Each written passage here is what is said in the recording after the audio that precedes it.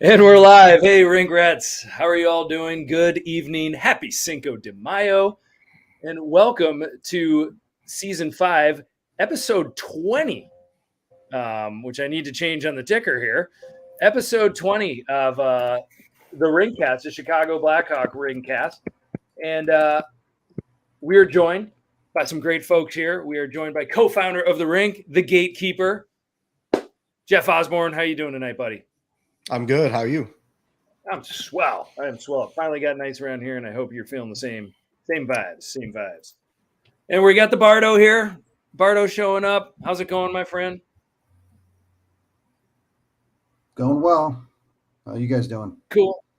Doing well. Little delay for the Bardo. That's okay. Usually the honors there for Sean Fitzgerald. His hamster is taking a nap tonight, and his Sean Goldstein.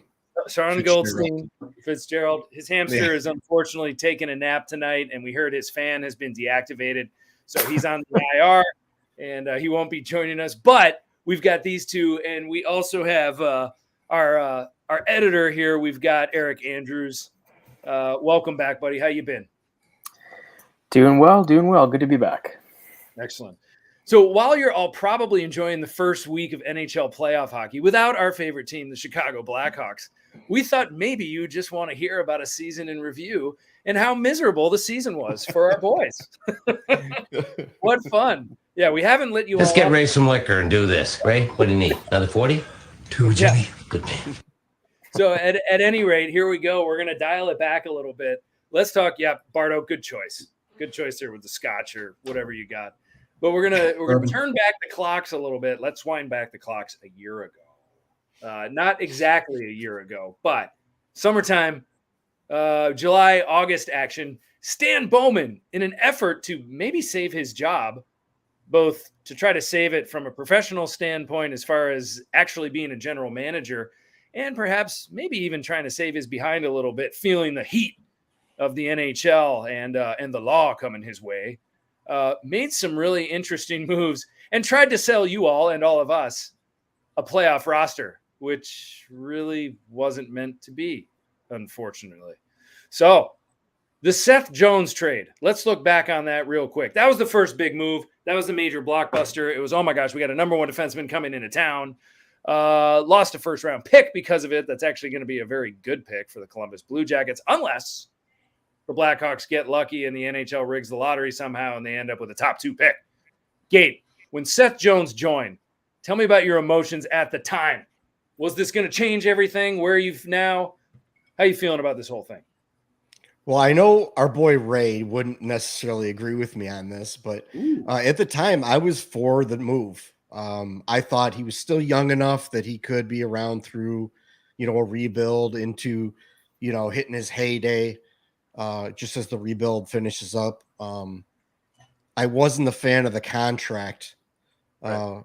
If the contract was different, I don't think as many people would feel as bad as they do about it. Right. But they're gonna really eat it on the end of that contract because it's just gonna take forever. He's gonna die a slow death like Brent Seabrook did, and that's what's gonna end up happening. But the player now, he's a good player. Like he had a really good season this year. He was third on the Blackhawks in scoring. We'll ignore the minus 37. But yeah, well, that's for another time. He wasn't getting a whole lot of help back there. But no, he was not. I guess from what I've heard is from all the metrics and stuff, he actually was having a pretty decent possession season and all that stuff, and he seems to have played better than he did in Columbus. So I think it's the contract that makes it look so bad to everybody is at the end of that contract. It's just going to be horrible. But for right now, they're just going to have to deal with it. And teams have found ways around it before. So I guess at this point in time, just assume that there's going to be a way that Kyle Davidson's going to be able to make it go away in, 5 years or something like that. Yeah. I mean, one thing that the contract, it kicks in this coming year.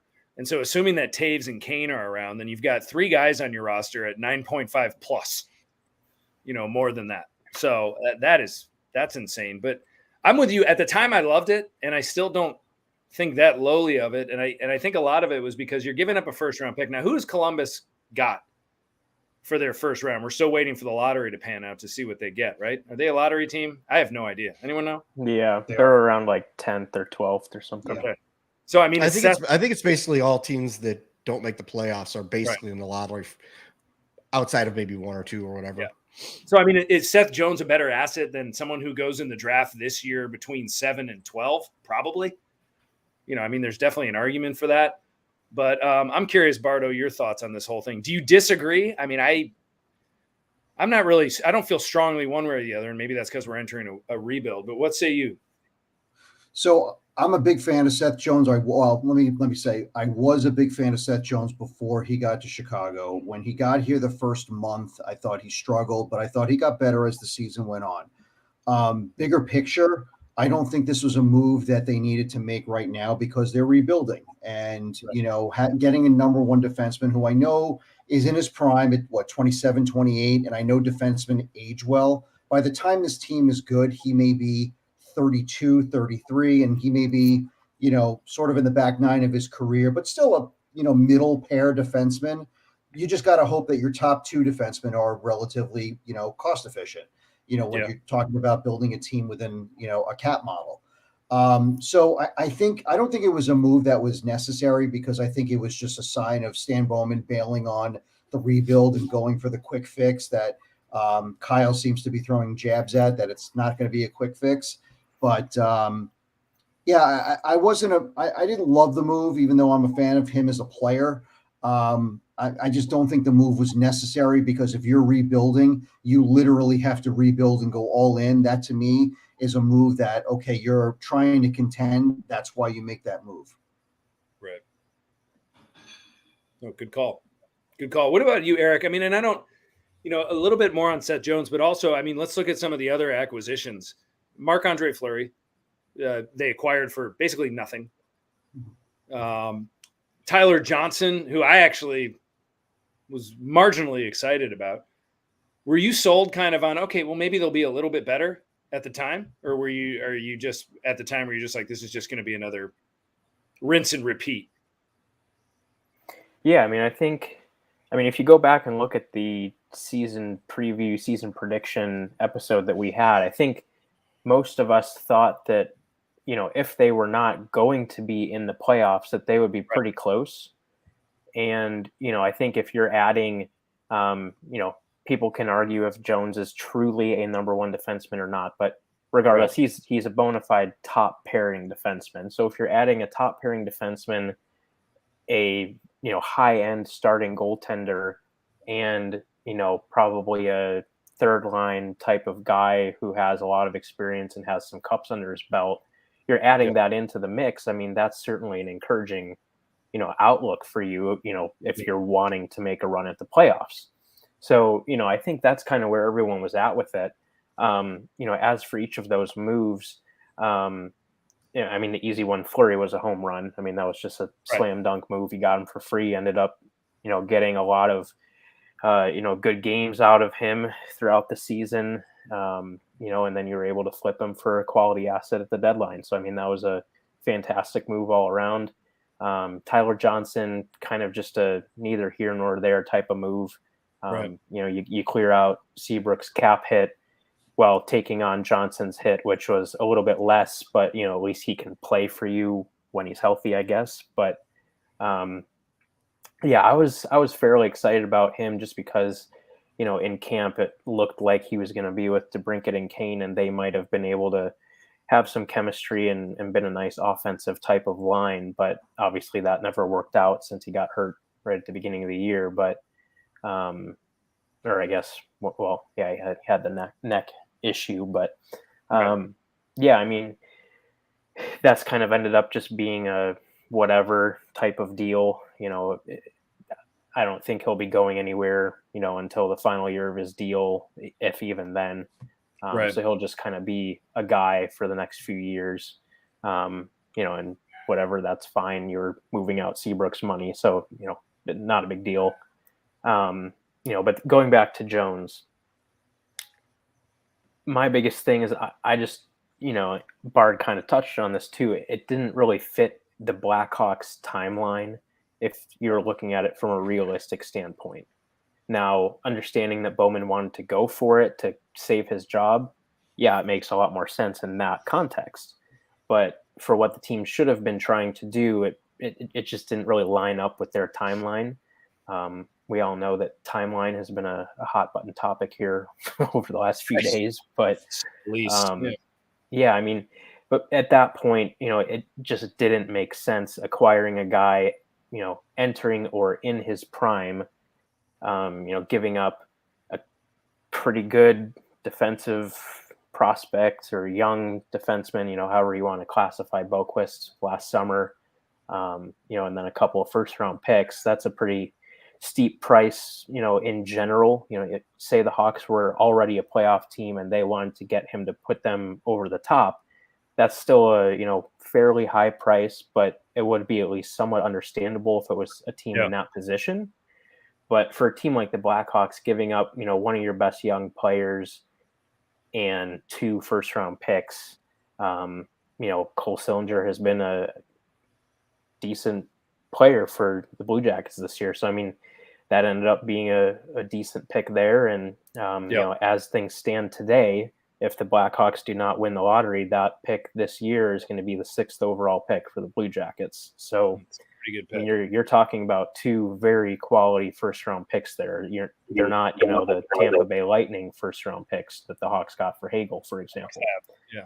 So, they gave up a lot to get him. And then, like you guys mentioned, the contract is killer. But, in the grand scheme of things, like Gates said, Seth Jones had a really nice year.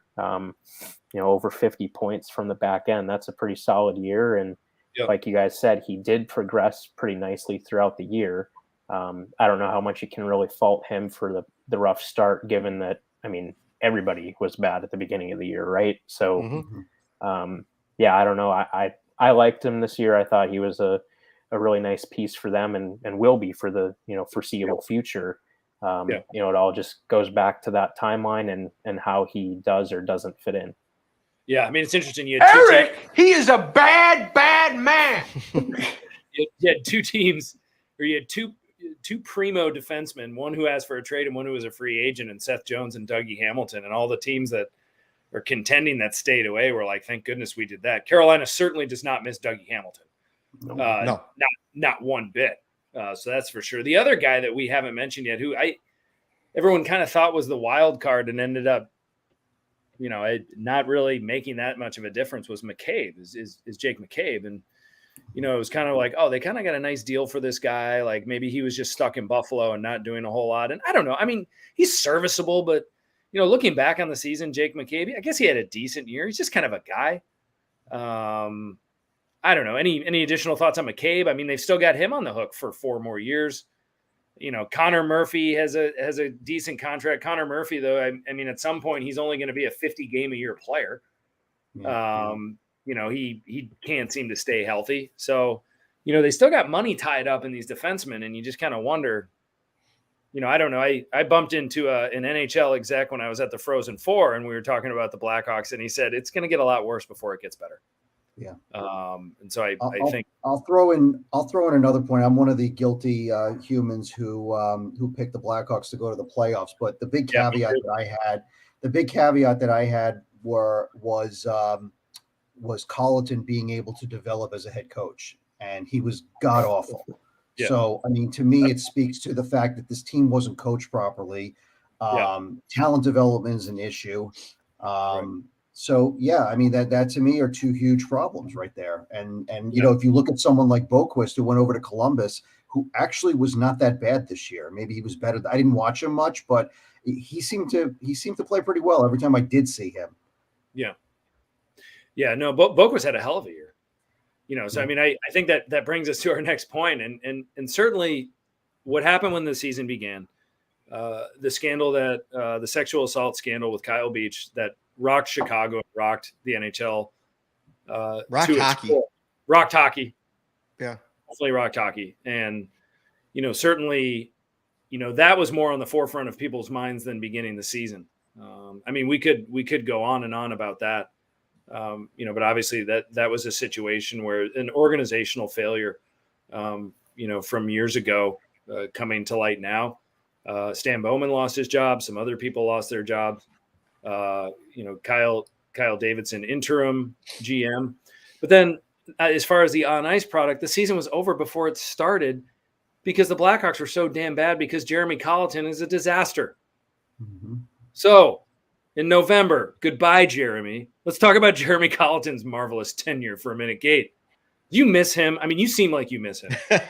When I think of Jeremy Colliton, I think of, I think Gate and, and I think people, maybe he just didn't get a chance. Nah, I'm messing with you, Gate. Gate, Jeremy Colliton's tenure in Chicago. Please comment. Blech. Yeah, please vomit if you have to. Yeah. When he first took over, I was one of those guys that was like, hey, let's give him a chance. Let's see what he can do, right? Let's not damn him because he's not Joel Quenneville. Let's give the guy a chance and see what happens. Maybe he is, a good young coach. Maybe he does have a lot of promise. Give him a little bit to go. Right. And after one season, I was done with him. I couldn't believe some of the moves he was making. Yeah. And how entrenched he was with his favorite players like David Kampf, and just overtime specialist. Yeah. Yeah. It didn't make a whole lot of sense. Like he was coaching like his hair was on fire and like not a care in the world and nothing was working. And he was supposed to be this great communicator, but when he came in, he doesn't communicate real well. So it's like, he came in, advertised as one thing, and he proved to everybody else he wasn't that. And then pile on top of that, the team was just bad. The team was bad. It wasn't bad because Jeremy Colliton, or solely because Jeremy Colliton was bad, but the team, anyone was coaching that team, they would have been bad. If Joel Quenneville was coaching that team, it would have been bad. So it's like, it's not only was Jeremy Colliton bad, but the team was bad as well. And it was just a lot of things just weren't working out. And they probably waited too long. They probably should let him go. And if they were going to do something, hire a coach last year and let him get in there and get a system in there and have a training camp and all that other stuff. That probably would have been the way to go, but they didn't. Stan wanted to go out there and he wanted to give his boy one last hurrah and let him try just to prove everyone wrong, that Stan knows everybody, better than everybody. Yeah. So some magical guru that is misunderstood, and he's got these intricate systems and savant. Yeah, just such a hockey savant. Wow, how cool! And he ended up just being very good at losing hockey games in the end. And I think that the thing that tipped the scales for me, where you finally just went, "Oh my God, this is a disaster." Is there's that game early in the season where the Blackhawks called timeout, and they were all called in, and Jonathan Taves grabbed the clipboard from the coaching staff and said, "This is what we're doing," and just started drawing it up. And I think it was Pat and Edzo were like, "I've never seen anything like this, folks." The players are just taking over. That was awkward silence 101. Yeah. So now, is he coaching anywhere? Does anyone know the whereabouts? Bardo, do you know the whereabouts of Jeremy Colliton these days? I thought I saw that he's an assistant for the Canadian national team. Did I see that right? Is that happening? Well, he was for the Olympics. Yes, he was for the Olympics. Yeah. So that would make sense. He's still doing that. Yeah. I don't know why. I don't know. That's the thing that gets me. Is like he has no pedigree. He just gets walked right into this position with the Canadian national team. He has no pedigree whatsoever. He was a mediocre AHL coach, and then he was a bad NHL coach. And what do? Just walk him right over to Team Canada and usher him right in the door. He probably showed good communication skills in the interview. Did half a season in the AHL before being promoted, to being an NHL hockey coach. And oh my God, what an epic disaster. I don't know. We probably should have all seen this coming. The minute he walked in and Brent Seabrook was like, "Get this guy out of here." I know Seabrook was upset because he was a healthy scratch and all those things. But I remember, the vibe from Seabrook when people were asking him questions, he was very sheepish and didn't want to comment. It was just like, those two guys were drafted like in the same year and played on the same Canadian junior team. Yeah, they played on the same teammates. Yeah. How bad is that? You hate your ex-teammate that bad. Seabrook was probably like, this was the guy we gave wedgies in the corner to. Yeah, exactly. So here incoming is Derek King.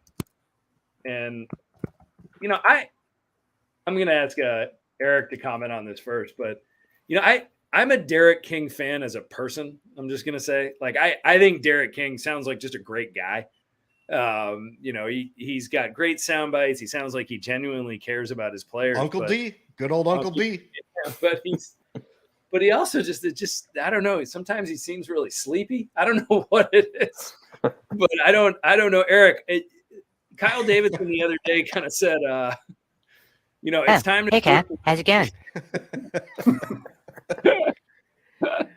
We're thinking very seriously about a new head coach. Is this going to happen? Does this sound like this is imminent, or do you keep King around for a year or two during the rebuild? Eric, what do you say?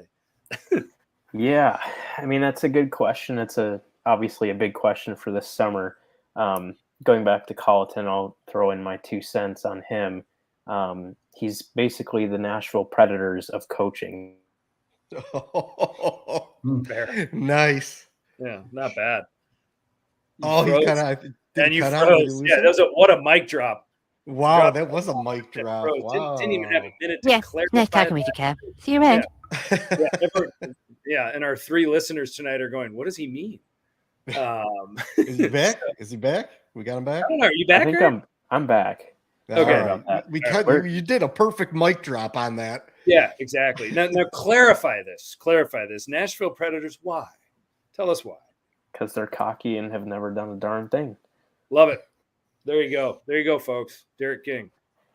So anyway, Derek King. Yeah, I mean, I don't know. I like you said, Andy, I like him as a guy. I think he was what the team needed in light of, everything that was going on at the beginning of the season.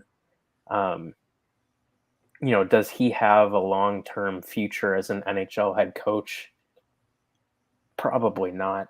I think we just didn't really see enough from him in terms of, leading an NHL team to really see that. So I don't know. I mean, it's kind of, what do you envision for a coach for the next few years until you're getting to that point of contending?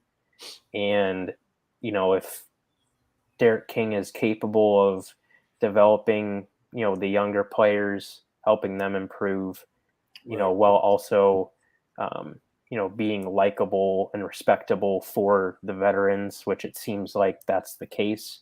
Mm-hmm. I know when he first stepped in, it seemed like all the veterans were on board and were frequently saying, like he had a long and successful NHL career, something that Jeremy Colliton did not have. Yes. Pedigree matters. Right. Matters really. So I don't know. I mean, to me, I can kind of go either way with it. I like him as a guy, like you said. I don't think it's a bad thing to keep him around. I just don't know, that they're going anywhere with him necessarily, but they're probably not going to be going anywhere with whoever it might be for the next few years anyway. So I don't know. It's kind of a take it or leave it. If they end up picking somebody else, I wouldn't mind him sticking around as an assistant or associate, or even going back to Rockford or, whatever it might be. Keep him around in some capacity if he wants to stay. But I don't know. I'm kind of indifferent as far as the head coaching position. It seems like he could be a good assistant, kind of the player's guy. You need your assistant coaches to be those kind of guys. Yeah, the good coach, bad coach kind of thing. Right, exactly. When you're not understanding your head coach and he's running too hot, you turn to your assistant and you go, what is going on around here? That kind of thing. Yeah. Bardo, Rick Tockett's name is floating around a little bit. And it sounds like that. Sounds like Cal is going to interview a few other people and check some things out. Will we have a new head coach? What do you think of Tockett? Hey, Cap, how's it going? I'm not a big Tockett guy, to be honest with you. I wasn't a fan of him for his work previously with Arizona. But that was a flop. I mean, that's also a dead end job to begin with. But in any event, I think that I was all for keeping King. I know the players like him, but I'm just not sure if he's developing talent enough or if there's a system or structure in place. I think it's just right now, it's just kind of play loose and get through the season. That's kind of how I felt that his role was. So I'm not sure if he is the right guy to at least even develop talent. I mean, I wouldn't be surprised if they brought in or interviewed, David Quinn, who did a nice job with developing some of the talent with the Rangers. I mean, he did a nice job. There could be others out there, but Mike Yeo. Oh my God! Why? How did anyone tweet it? That just drives me crazy. Who did he say? Mike Yeo. Mike Yeo Oh, was geez. a semi-respected columnist tweeted that Mike Yeo would be someone that the Blackhawks should take a look Yeah, at. I did see that. While we're talking about recycling garbage. Yeah, Mike Yeo, I say Mike Neo. So Yeah. Not happening. Brutal. That'd be a really bad move. So yeah. So I had to throw that in there because it was brought up this week. So good choice. Good choice. Yeah. I like that. Like it a lot. So anyway, I don't know. I don't think the coach really matters at this point. it does from a talent development standpoint. Yeah, that's why I like your Quinn call. If it's someone who's good at working with young players, I don't mind Derek King, but I'm not in love with him either. Like, he's okay if you're gonna keep him around because the kids seem to like him, and he is that likable uncle guy. They can joke around with the players and still relate to him slightly, and got a little bit of that, and still has a little bit of respect to the veterans out there. That's fine. That's okay. Yep. I'm fine with that because this is not the guy that's going to get you through to when you're going to be a winner. You need a guy that just can hold the franchise together long enough to get players in there to then compete. So as long as Derek King can do that, all fine and well. Or like Quinn or something like that. But that's what you need right now because this next coach is not going to be the guy who you're probably going to be winning with. I mean, Crawford was almost like your X's and O's guys in a way because he was the guy that was the experienced coach. I think he won a cup with Colorado. He was, I know Stan brought him in, but he was like your X's and O's guy. Now he's gone. And it's like, I don't think they're going to bring in another assistant just to babysit Derek King. To me, it's a whole different staff. And I think he wants to put Derek King, remember, was hired by Stan Bowman even in Rockford. So this to me is a brand new, I just I have a feeling now it's going to be a fresh new hire, just seeing all these moves that he's making. I just think it's going to be, clean the slate. And I think he's going to bring his own guy in to make. And maybe they send Derek King back to Rockford, Yeah, he's right there. It was fine. And maybe they do that, because this was all, it was a no-win situation, really. He was thrown into this team that was really bad. He has no NHL coaching experience. Like it was doomed to fail anyway. Mm-hmm. So, maybe just throw him a bone and be like, hey, thanks for taking that bullet for that half year. We'll put you back at Rockford, let you develop a little bit more. Maybe we'll move you up as an assistant in a year or two or something like that. And give you a legit chance to kind of build a resume behind you. And then, that would be nice too. I'm cool with that. So yeah, that's totally fair. Yeah. Let's talk about Kyle Davidson for a little bit here. I mean, so Kyle Davidson, they go through the hiring process. They're hiring a new GM mid-season. They bring in external candidates, a lot of which we talked about. There was even one mention of Chiccarelli. I don't know how you pronounce this. Chiccarelli, yeah. Chiccarelli, yeah. That was scary thought. Yeah, it's nice talking with you, Cap. See you around. Exactly. And then who's the guy? Who's the Hurricanes associate or assistant GM? What was his name? Eric Tulsky. Mm-hmm. Tulsky. Thank you, Bardo. Tulsky. Mathieu Darche was another name that was brought in. But they go with Kyle Davidson. And so it sounds like they trusted him and obviously trusted him moving forward. We can't sit here and write a report on, Kyle Davidson's, tenure and how it's gone. It's way too early for that. But I don't know. I'm going to go ahead and say that I think he's done some really good things. And I actually like I'm using I language. We can all disagree. I like his approach though, where he's just like, we have to do this. We're going to do it. We mentioned before this talk, Kane and Taves coming out lately and saying, we can still win earlier than you think in a rebuild. And Kyle goes, no, probably not. He thought differently, but Eric, early thoughts on Kyle Davidson he's been in his tenure over a few months. Good move with a few other things. What do you got? Yeah, like you said, I really like that he is not afraid to do what he thinks is the right thing, whatever implications that has, whatever backlash he might get from, the fan base or whatever. He doesn't care. He's going to do what he thinks is the best thing for the franchise in the long term. And that's exactly what they need in the general manager. Right. Sometimes that means making an unpopular move. Sometimes that means firing people, whatever it might be. He has already shown since taking over in the interim capacity back in the fall that he's not afraid to do that.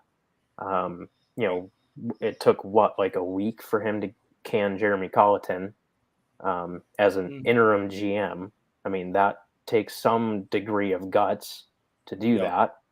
And just from there, there's been a lot of things that he's done that, shows he's not afraid of this and, is going to do what he thinks needs to be done. Arguably the biggest, most notable thing he's done is, trading Brandon Hagel. And absolute run. That was a, hotly debated topic around that time and, even the months leading up to that. But, and he said himself, I'm not trading him unless I get blown away. Well, he got blown away and he pulled the trigger, and good on him for doing it.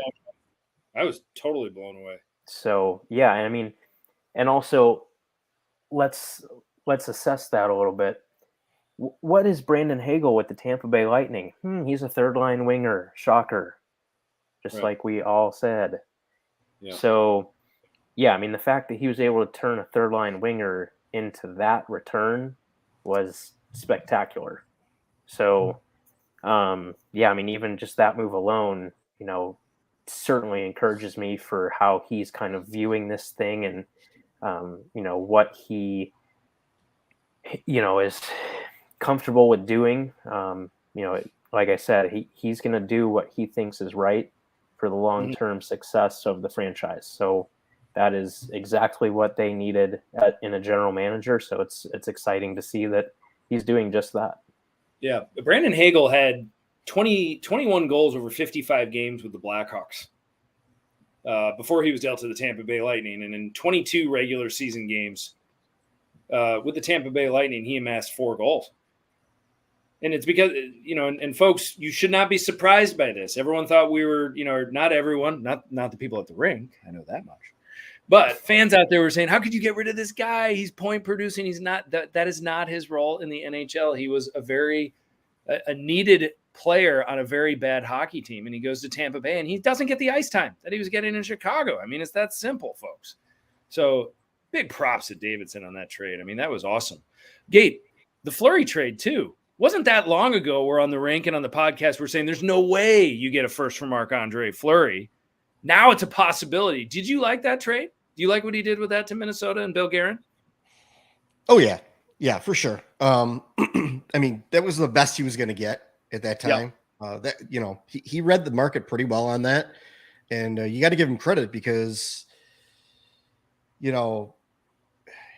was not too long in the tooth for that that trade deadline.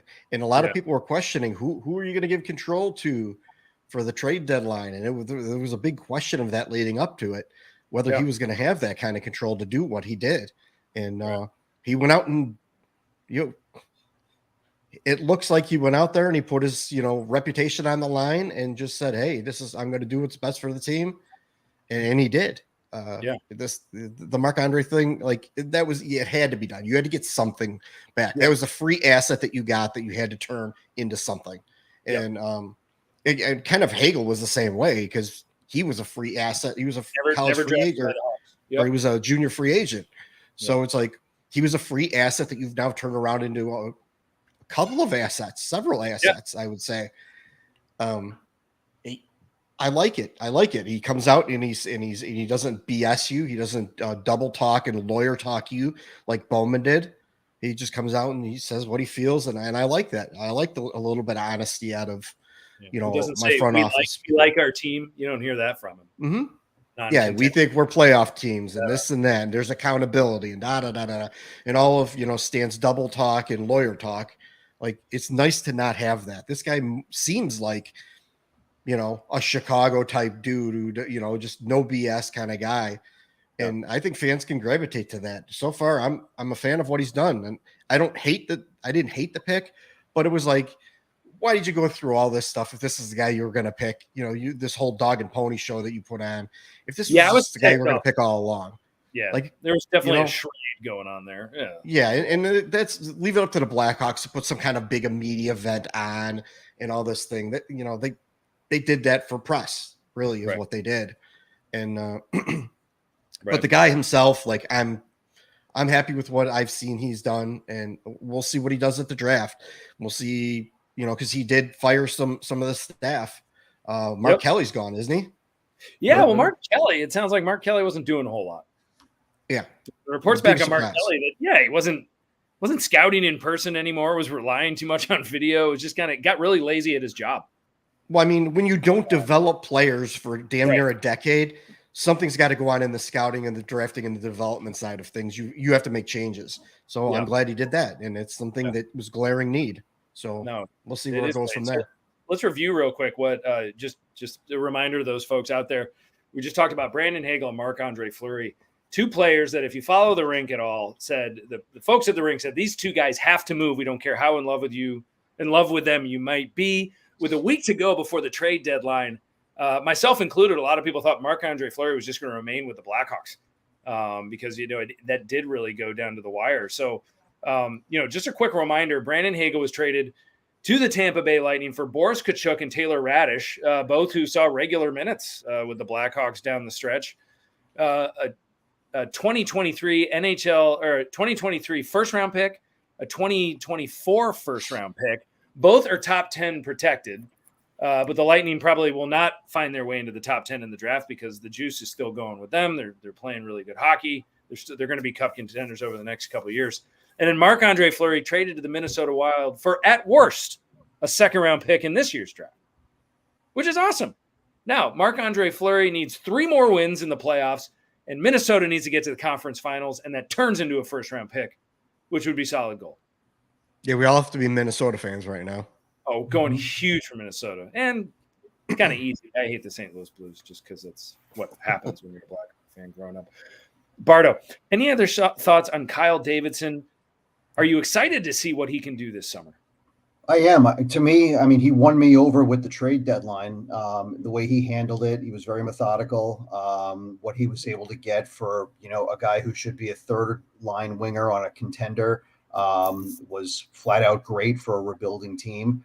The draft picks are great, but, so far so good on those 2 other players. We'll see if they have a future. I mean, they came in, played well, but I like what I've seen out of Radish, kind of a size speed guy who's got pretty good hands. And, the other Tkachuk, I guess is what we should call him, seemed to play okay. So yeah, I mean, we'll see, but the draft picks obviously being probably the more important assets that they got. I mean, I look, you got Fleury basically knowing that if they stunk, they were going to flip them, and they did. So mission accomplished for getting something for free that they literally, landed no worse than a second round pick. Yeah. So yeah, I mean, I am curious to see how the draft goes, and what other moves he has for this offseason. What does the team look like, relative to a rebuilding team? Because obviously you have to have, there's a cap floor. You got to have some bodies here. What happens with Kane and Taves? So it's it's an interesting offseason ahead for sure. Yeah. I just want to know if the other Tkachuk is the Shemp of the Tkachuks. I'm lost. I missed that one. Yeah. We're also forgetting Kyle Davidson had the gall, you can imagine, to trade the prized and coveted Alex Nylander. Oh my God. Mm-hmm. How dare he? So Alex Nylander was shipped out of town to Sam Lafferty, who actually had a pretty decent season for his role and has been extended for, 1.5 for 2 years, 1.5 per over 2 years, I think is what he was extended for. So some nice bottom 6 labor out of that for a guy who I think has actually played his last NHL game. Alex Nylander is not an NHL hockey player in any way, shape, or form, regardless of his bloodlines. Go to Europe, tax-free, whatever you got over there. Have a ball, kid. But that's the end of the line for him in Chicago. And man, that wasn't a fun ride for him. He did get injured, and that is unfortunate. But despite that injury, his play was subpar to say the least. And Can I throw a hypothetical out there? Do it. I want to hear it.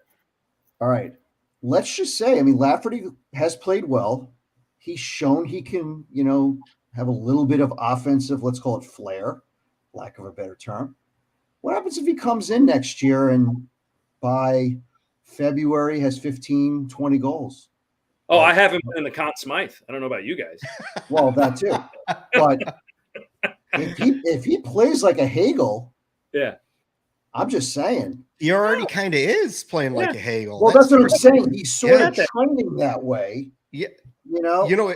It all goes back to like Eric was saying before, like if you can't replace that Hagel with someone else in the organization or a second or third round draft pick, you do that if you can, and Sam Lafferty might be that. They may have replaced him almost immediately.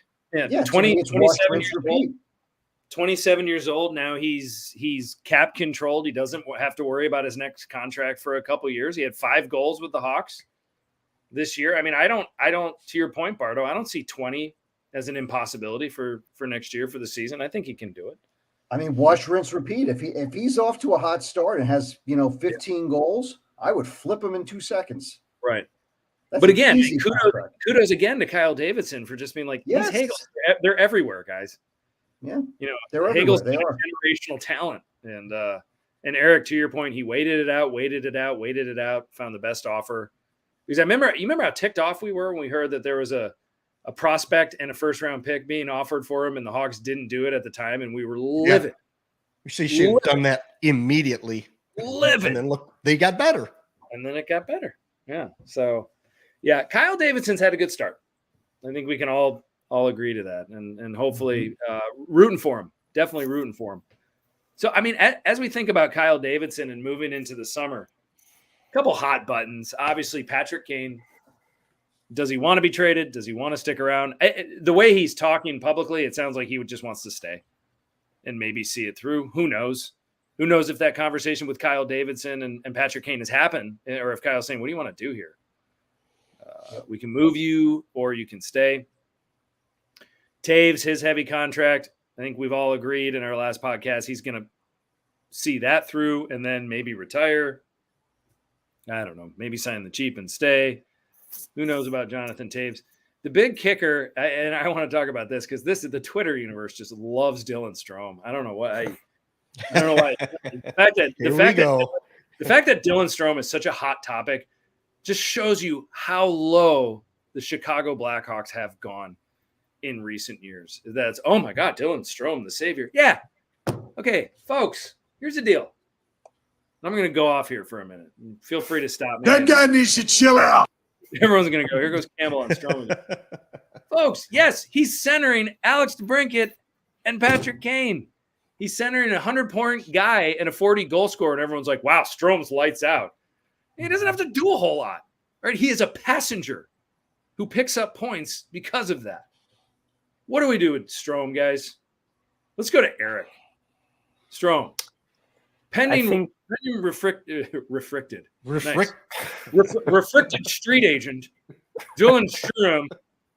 Figured it out. Yeah. Oh dear. Restricted free agent to be Dylan Strome. Eric. Pitter patter. Dictated. Yeah. Didn't we just say that a couple years ago? His fate, Eric. What is it? The longer that this has gone, with him being around, I think the point where I'm at is if he's a top 6 center for you through the rebuild, that's fine. They've tried trading him for well over a year now and can't get anything, of note. So, yeah, honestly, his best value to the franchise is probably just to hang on to him. And, he's one of those guys that just kind of is there and fills a hole, and that's that. I mean, we've said it, in the past, just because you're rebuilding doesn't mean you can, just throw out a ton of kids and they're in way over their head. You still need established NHL players playing NHL minutes within a role that, generally fits their abilities. So, if your plan, which it seems like it is, to be a bottom 5, bottom 10 team for the next few years, I think you can do a lot worse than having Dylan Strome as a top 6 center for you, because, it's not like he's David Kampf, where he's clearly not a top 6 center. I mean, he, on a quality team, neither of them are, but Strome at least kind of somewhat has that profile. So, if he's an extremely low end top 6 center through a rebuild, that's fine, because you're not going to get anything for him. So I don't know. Yeah, it's kind of just like, whatever, he's not a great asset at this point. So I feel like he's going to be most beneficial for them just sticking around for the next couple of years and, see what happens. Yeah. I mean, Bardo, what's the scoop? Exactly. Restricted free agent, but he's arbitration eligible. So an arbitrator can come in and dictate the terms of his next salary, or at least the price tag. How does that whole thing work? Does Dylan Strome have the ability and his agent to say, well, we're not getting anywhere with you, so we go to the arbitrator? Is that how that works? Well, I think they could there's a way for them to trade them before he's, as an arbitration eligible player, you can trade him beforehand. I mean, they're going to exchange numbers and all that. I don't know what the percentages are off the top of my head, but basically he could be traded even before arbitration, and the team that gets him obviously will know that somewhat where he's going to land. But they also could get his number and say, you know what, we're not comfortable with it, let's flip him. So and then they could. But the Hawks have to qualify by June 30th. Is that right? Right. Yes. Okay. Yeah, but qualifying offers like 100% of his salary. Yeah, it's just a cheat. Yeah, it's just a push, pretty much. And then Kyle Davidson has all the cards in negotiating, unless Strome decides to go to an arbitrator to decide it, and that's what Jake DeBrusk did, if I'm not mistaken. Yeah, I think you're right. And so that might dictate the terms. Something if Jake DeBrusk is the barometer for that. That's what I'm worried about, is all of a sudden what the barometer is going to be, that he's going to probably find some centers that are basically, equivalent to his performance. So whatever his point production is, he's going to say, well, look at these guys and this guy, they're making this, so I deserve to get this. So that's the case that he'll present to an arbitrator. So if you're Kyle Davidson right now, I hope you're at least beating the phones to find out if there's some meat stick out there that would take Strome for a first round pick or something. 100%. I mean, he should be trying to peddle him, in 2 seconds. I mean, the best thing you said was the fact that he's a passenger. I mean, if you remember, I'm going to throw a name out there from the, early 90s, late 80s. You remember Rob Brown when he was on the Penguins? Oh yeah, I loved Rob Brown. I loved him as a player. Great on the Wolves. He was great, awester on the Wolves, and he was great at the guy had like 40, 50 goals. But why? Because he played with Mario Lemieux. Yeah. After that, he sucked. So yeah, I mean, great ball on Rob Brown. Yeah, there you go. So that's my little throwback for the day. Eric, I don't even know if you were born when Rob Brown was playing, but that's good old 44.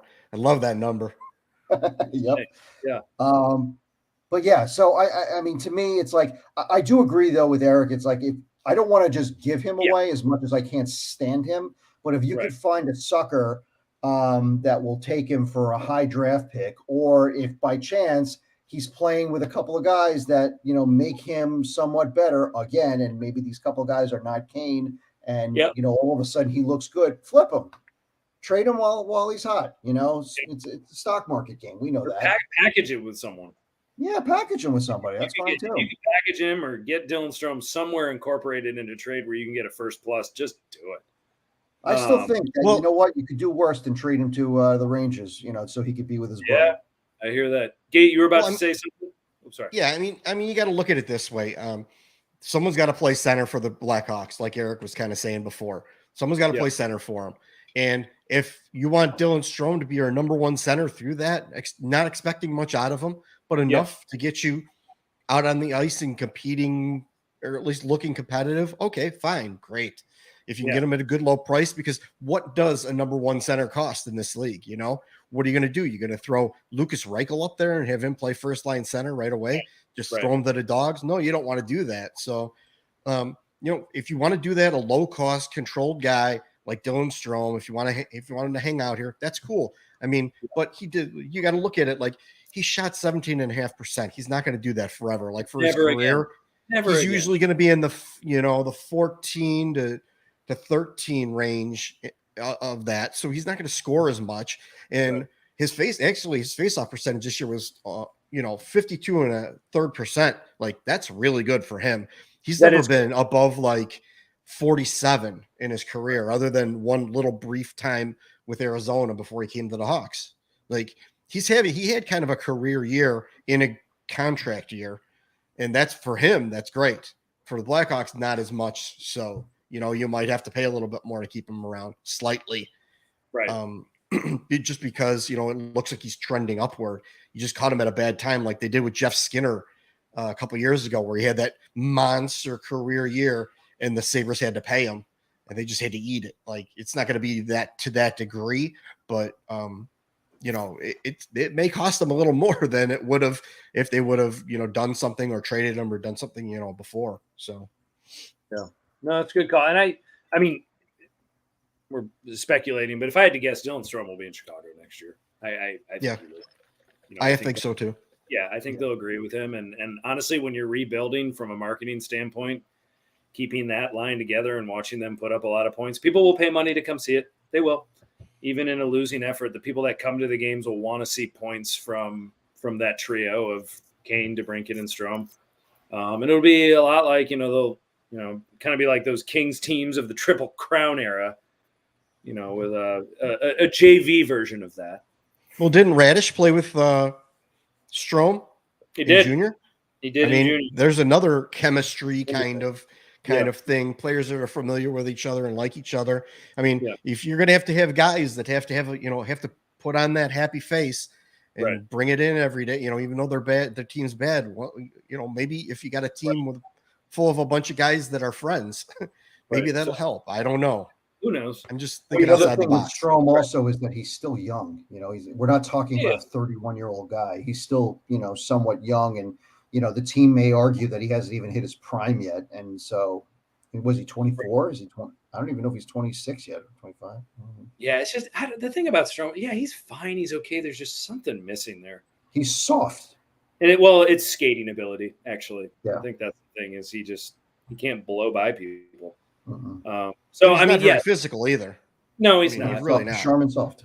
He's just, I don't know. He's just not a very tall and skinny. He's not exciting. There's nothing exciting about him. So anyway, if that line stays together, the Strome Kane DeBrincat line for all you hockey historians out there, it'll be a lesser version of the Triple Crown line of Marcel Dion, Dave Taylor, and Charlie Simmer when the Los Angeles Kings in the early 80s were losing a lot, but you could watch that line. However, subcontext for you Blackhawks fans, it will be a significant upgrade than the ABC line of the early 2000s from Tyler Anderson, Mark Bell, and Kyle Calder. Who everyone thought was that line. I was thinking more of like a American version of the French Connection line. So it'd be like I don't know, American Pies or something. I don't know. Yeah, minus the speed of that line. Jeez, those guys could skate. So that was Gilbert Perreault, Richard Martin, and René Robert. Yep. Those three. Yep. Very good. Very good. Okay. Last thing before we end for the evening. Any prospects? Oh, the one thing we didn't mention another good shot on Kyle Davidson here is Kyle Davidson does not rush prospects. Clearly, he was not in a hurry. He kept guys in Rockford that should be in Rockford. And that goes for the Ian Mitchells of the world.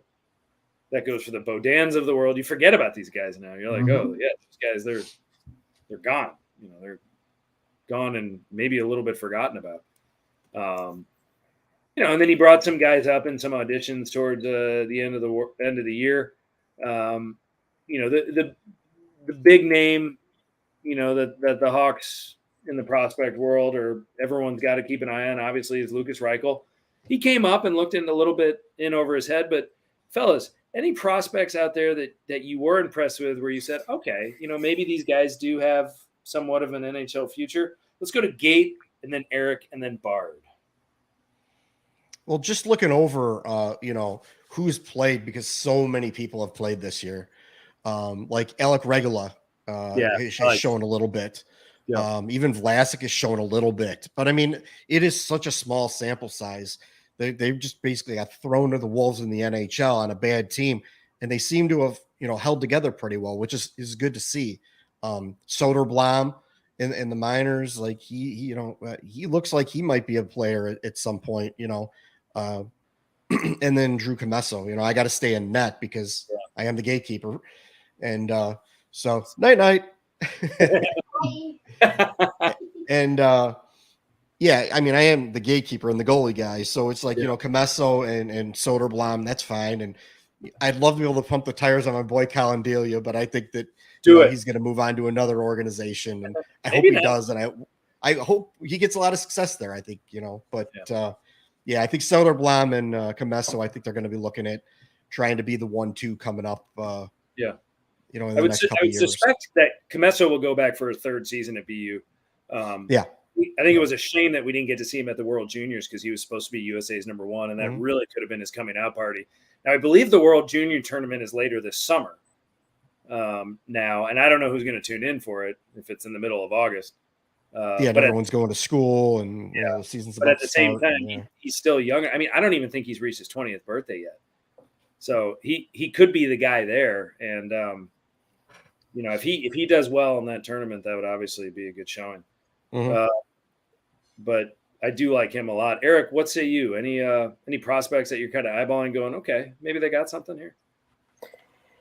Yeah, I mean, I think right now, I mean, there's a lot of just kind of guys that at the NHL level, if they turn into full-time NHL players, will just be depth guys.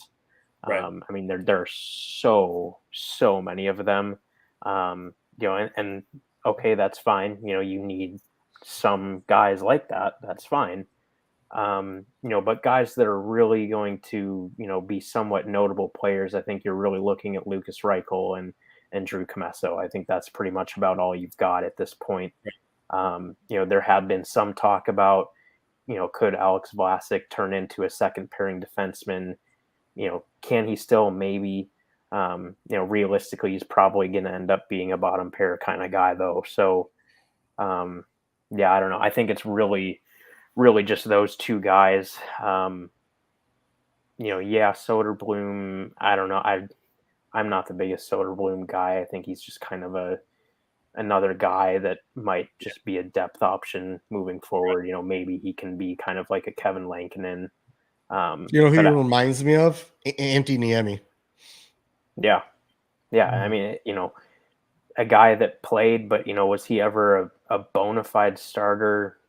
Not really. I mean, he was a starter on some okay teams over the years. I guess he was a starter for the Sharks for a couple years. Well, they were still pretty good, but for the majority of his career, he was just kind of a low end starter, a good backup. So I don't even know if Soderblom will reach that level. I kind of see his ability more being like how Lankinen is, a backup and, can kind of fill in a pinch, and that's about it. So for me, it's really Lucas Reichel and Drew Comesso are pretty much the only guys to really get excited about for the future. Obviously, if they do win the draft lottery or the second pick for this year, that will be someone to get really excited about. Shane Wright, Logan Cooley, somebody like that. Right. Or if you don't win and you have your 2023 first round pick, obviously that's going to be a pretty good draft at the top end. So, whichever of those two first round picks it ends up being, that's going to be, kind of rounding out your top three prospects there. So really not too much else to be excited about outside of that, honestly. Yeah. Are we forgetting anything, Bart, here? I mean, is it time to go back and look at the Mitchells and Bodans and Wyatt Kalynuk's of the world? And remember the days when they were so worried whether Stan Bowman was going to sign Ian Mitchell, and then all the fan base was up in arms that there was any hint that he wouldn't sign? Remember those days? That was fun. Those were pretty great days. Yeah. Gee whiz. Well, first up, First off, according to my sources, Colin Delia has been offered a contract by the Long Island Jaws of Roller Hockey International. So Very exciting. Very exciting. A Roller Hockey International throwback. I love that, Bardo. Not I bad. love that. I need to find that T-shirt. I'm going to find it. So Chicago Cheetahs. The Cheetahs, yes, sir. Yes, sir. What do you say, Yeah. Bart? Are we missing out on it? So I actually thought that, I think you said it right, Gate, is that Vlasic and Regula actually held their own in the small sample size that we saw. So I'd like to see them get an opportunity to win jobs next year. Now, I don't know because there's a lot of veteran guys here, but who knows who's going to be back, who'll get traded, whatever. But yeah, I mean, I'd like to see them, get an opportunity if they feel that they're ready. Which kind of brings me to another point. Who's developing and who's coaching these guys beginning next year? That's a huge thing. Like, who's coaching the defenseman? Is it is the head coach going to be a former defenseman? Well, who knows? So that to me is such a big thing. It's like, who's leading this team? But apart from that, I mean, obviously Reichel, needs some more time to develop. He looked, a little bit over his skis, as Eric said, but I mean, I think right now the cupboard, Comesso, I think has a lot of upside, but there's really, we'll see what happens with some of these other guys, and maybe a new coaching staff will get more out of them than what the previous coaching staff did. So we'll see. I mean, and I just have to say, To be fair, I know this all leads to the point where Eric tells us about Josiah Slavin. Oh yeah. Well, I did think about dropping that name, but I mean, realistically, his ceiling is like a 13th forward or 12th forward, and that's fine. Not much. He is your Kyle Delia. He'll make it. Maybe he'll That's make true. it. Yeah, I mean, it's definitely there's going to be a different goaltender in a Chicago Blackhawk uniform next year in some capacity. It sounds like, and Kyle Davidson has not been shy about that. That's an area that they need to look to acquire someone. One thing I wanted to add to, touching on Lucas Reichel a little bit, for whatever reason, a big corner of the fan base was up in arms about them burning the first year of his contract. And, I don't know how much you want to talk about that or debate that, but I don't mind that just because you're getting him to that second contract a year earlier. So it's going to be cheaper. By burning that first year, it's essentially just completely getting rid of a year for him to establish what he is. Right. Which, maybe that means you end up losing him in the long term a year earlier, but he's probably going to be around for a while. So I don't know how much that really makes a difference. So, if you can save even $1 million on his next contract because of that, great. Yeah. No, that helps. I like that. So I don't, I think to your point, Bardo, I think Regula and Vlasic, particularly Regula, and I've obviously been outspoken about him, but I think he's got a shot to make the club out of camp next year. I thought he was very steady in his games. He doesn't make a whole lot of mistakes. He keeps his game very simple. And if he learns to read the play a little bit better, then, maybe he could be an NHL regular at some point. The only other player that I think about from time to time who had a pretty good half season in Rockford and had a very good full season in Rockford this past year is Isaac Phillips. Now, I'm not saying this guy's going to turn heads and be the next coming of, whoever, but I mean, he had for a 5th round pick, he's 20 years old. He had a really good season in Rockford. And he's got good size and decent speed, and it sounds like his game just keeps getting better and better. So he's someone just to kind of keep an eye on. But again, he's part of a pack of young defensemen in the system who are all just kind of meh.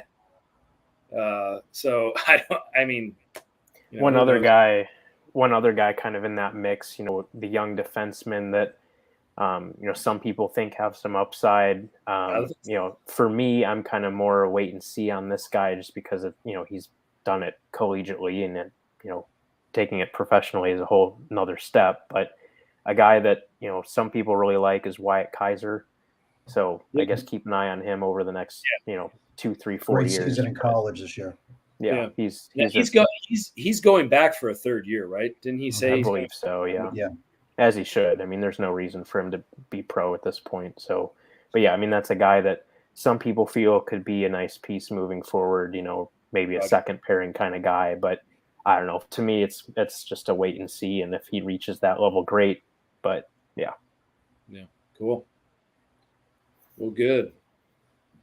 Well, folks, episode 20 episodes this hockey season. Pretty cool stuff. Hope you've enjoyed it. For those of you that have listened. Before I ask my colleagues for any parting shots, I failed to mention our sponsor when we began. My apologies, folks. www.puckhcky.com. Puck hockey -1 letter. All in caps. Use discount code The-Rink, all in caps, for 10% off. You spend $100, you get a free t-shirt, which is kind of cool. So there's some good rink wear. Gates got the hat. Bardo's got the shirt. I have nothing. Eric has nothing, but we're still good people. So be sure to check it out. Any parting thoughts, fellas? No? Okay. I was just going to say, hang in there. Let's see what Kyle does. Let's hope that, let's not damn him just yet. Let's let him see what he can do. He's done good so far. Just enjoy the ride and just understand they're going to be bad for a while, but there will be light at the end of the tunnel, hopefully. And, maybe the Blackhawks will be winners again in our generation. Nice. Let's remember we've been here before. And maybe it was worse before when we were the worst franchise in all of pro sports, according to ESPN. Home games were not televised, and it was a complete and utter poop show. Dark. I suggest you let that one marinate. Exactly. So, yeah, good call. So, enjoy the playoffs, folks, and get ready for the draft. Like Gates said, Kyle Davidson could have some aces up his sleeve. We could still have some moves here to pay attention to. Yeah, you could be seeing some of the biggest moves that have happened in decade, Yeah. Or not. I mean, but it could very well happen. Yeah, you never know.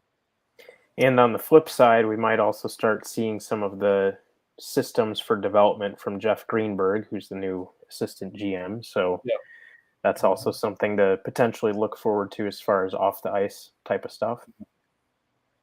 And one other thing, folks, and I don't know if you're as wounded as I am, and while I don't speak for my Rinkcast mates, I'm sure they feel the same way.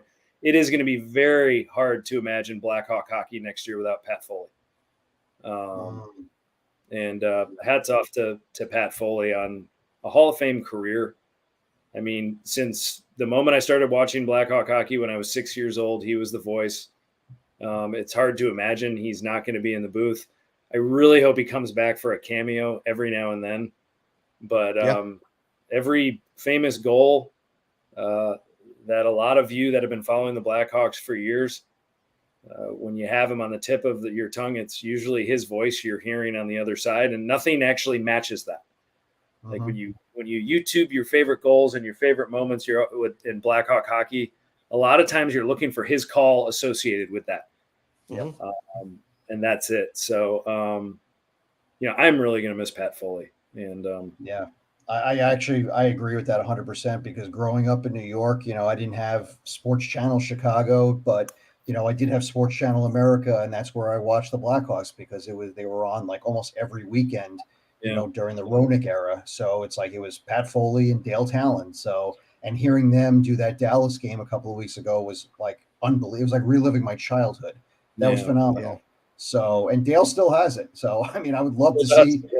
I would still love to see them two together, but it's obviously not going to happen. But hopefully, we always see Jiggs McDonald make some appearances here in New York. So it'd be. I'd love to see him. Great. Yeah, Jiggs is good. Yeah. I mean, the Hawks should find a way to market that. The one comeback game. They pick like one marquee game that's like on a Friday night or a Sunday night or whatever. It's going to be on national TV, and then have Pat and Dale do it. I think it would be huge. Yeah, and I would. 6:00 starts. You might see him around. You might see him knocking around. I think that he'll have a game or two. I really hope so. So, well, anyway, hats off to you, Pat Foley. Unbelievable career, and Thank you for being such a memorable part of my childhood and adulthood with my favorite sports team. Yep. Likewise. Yeah. All right, folks. Can confirm. Yeah. Well, happy trails to all. Happy spring heading into summer. We will be back on this podcast at some point.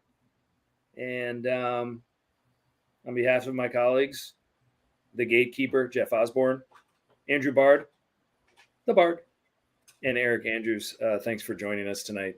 And we'll see y'all soon. That's Bailey in the background. But we'll see y'all soon.